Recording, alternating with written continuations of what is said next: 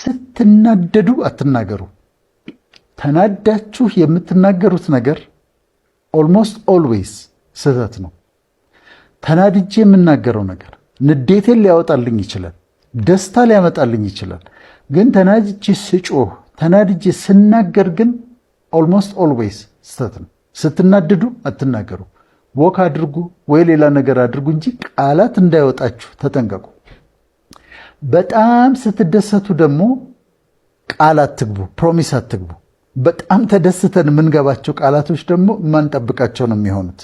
በደስታ ይሄን አደርጋለሁ፣ ይሄን አደርግልሃለሁ፣ ምን ችግር አለ፣ እንዲህ አደርግልሃለሁ ምንላቸው ደስታ ውስጥ ሆነን ደግሞ ልንሳሳት እንችላለን።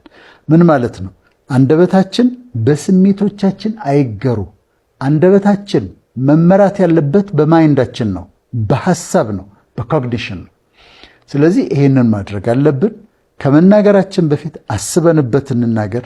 በጥበብ የታሸ በማር የታሸ ቆንጆ ንግግር፣ ለጆሮ የሚጣፍጥ የሚያንጽ የሚያለመልም ንግግር ከአንደበታችን ይውጣ። የምንናገረው ቃል በሙሉ የተመረጠ ቃል ይሆን።